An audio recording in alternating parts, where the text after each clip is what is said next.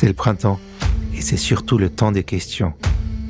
J'arrive à un point où je dois réfléchir à mes priorités, à la façon dont je gère mon temps libre et mon énergie.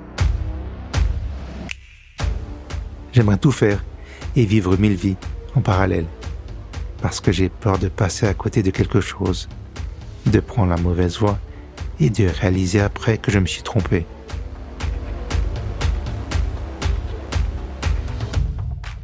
Pour être franc avec toi, je ne sais pas trop où je vais avec mes podcasts. J'ai un rythme de publication complètement anarchique. Je sors un épisode quand je veux, ou plus précisément quand je peux, quand j'ai le temps, quand je prends le temps. Ce n'est pas par manque de motivation, mais plutôt par manque de direction. Est-ce que tout cela a un sens? Est-ce que je suis utile à quelqu'un? Est-ce qu'on m'écoute?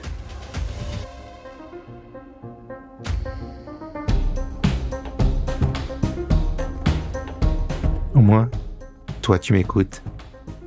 Ça fait au moins une personne. Puisque tu es là, je te confirme que je ne vais pas complètement changer le nom de ce podcast. Ça reste mon puissant chantier.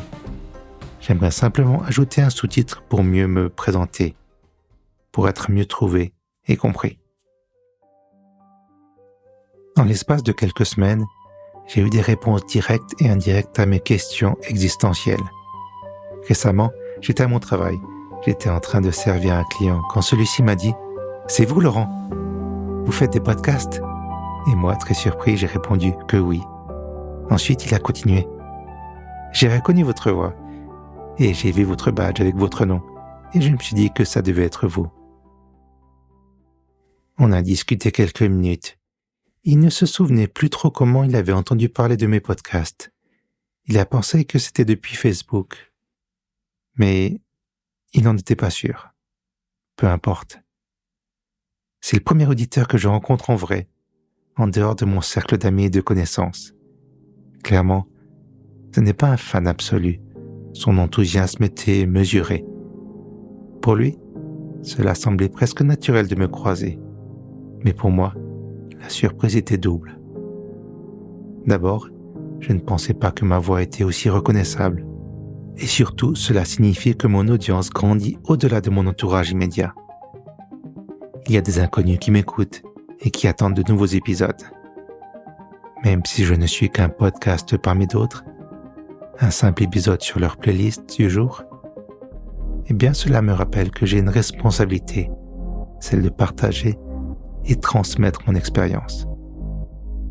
Et de la meilleure façon, avec la meilleure qualité possible, selon mes moyens du moment.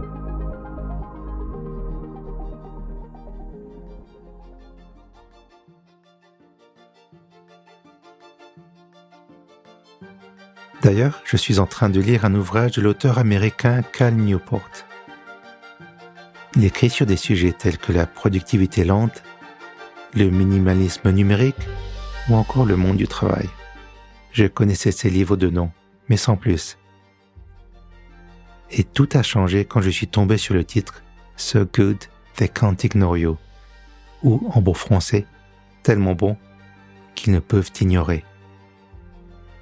Le moins que je puisse dire, c'est que cela m'a donné matière à réflexion. Ça m'a poussé à appréhender mon travail, mon parcours sous un autre angle. Le postulat de départ est simple, mais troublant. Cal Newport démontre que suivre sa passion est un mauvais conseil. Il explique que de nombreuses personnes se perdent dans leur quête pour trouver le travail qui correspond à leur passion. Le danger réside dans le fait qu'une passion n'est pas forcément un travail, ou ne devrait pas être un travail. Cal Newport nous encourage avant tout à développer nos compétences. Ensuite, nous devenons passionnés lorsque nous commençons à maîtriser notre métier. Je dois admettre que d'une part, je n'ai pas encore saisi toutes les nuances des propos de l'auteur, et d'autre part, je n'ai pas encore fini le livre. Malgré tout, cela souligne l'importance de faire un travail de qualité et d'être patient.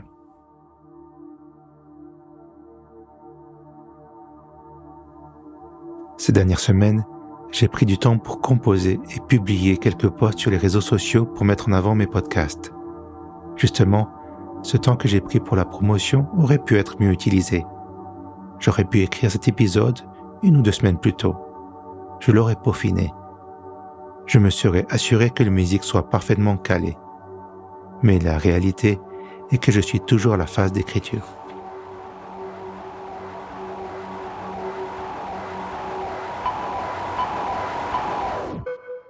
Si j'ai bien compté, je vais bientôt débuter ma 4e année de podcast. Je me considère toujours en phase d'apprentissage. Cela me donne toujours le luxe d'expérimenter et de faire des choix majeurs, comme changer le nom de l'un de mes podcasts ou réduire la fréquence de publication. Je peux encore me le permettre, sans subir trop de conséquences, sans décevoir trop de personnes. Je dois saisir cette période magique pour oser de nouvelles directions, de nouveaux projets, de nouveaux échecs potentiels. Personne ne me paye pour mon travail. Ma seule responsabilité est de faire du bon boulot, du travail aussi bon que possible, en tenant compte de mes connaissances, de mes moyens et de ma disponibilité. Mon but est de produire des épisodes d'une telle qualité, d'une telle pertinence, que tu te dises « Il faut absolument que je partage ça avec un maximum de personnes. » Pas par sympathie, pas par amitié, mais parce que tu seras fier de faire découvrir mon travail à ton entourage. Dès que tu parles de mon travail à quelqu'un d'autre, tu engages ta responsabilité, tu risques ton image personnelle. Peut-être qu'on ne va pas te reconnaître, qu'on va dire que ce n'est pas toi, ou pire, que tu as changé. Ou peut-être que tu ne vas pas réfléchir, car c'est tellement bien, c'est exactement comme tu penses.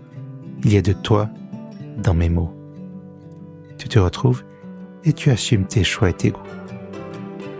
Voilà pourquoi la qualité constitue l'essentiel de ma démarche publicitaire.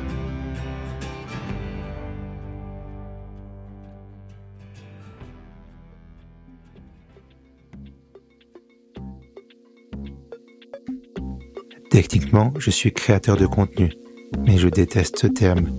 Il est trompeur, dévalorisant et démotivant. Je me vois en ouvrier à l'usine, en train de travailler à la chaîne. Devant moi, défilent des boîtes vides. Mon rôle est de remplir ces boîtes avec tout ce que je peux trouver. N'importe quoi.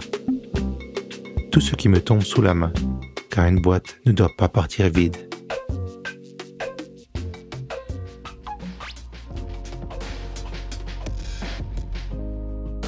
Toi qui m'écoutes, tu sais que c'est réducteur. Ce n'est pas nécessairement le titre qui définit une tâche. En réalité, j'explore des idées, je teste des hypothèses et je partage mes découvertes. Souvent, je me définis comme un interprète du réel.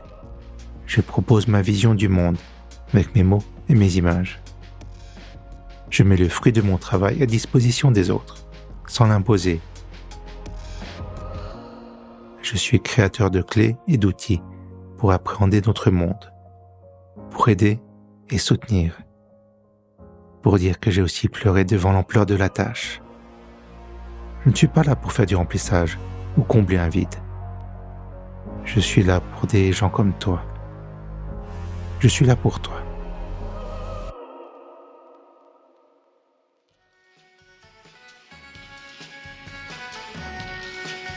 C'était Puissant Chantier, une émission écrite et réalisée par Puissant Bazar, donc pour l'instant, c'est que moi, Laurent.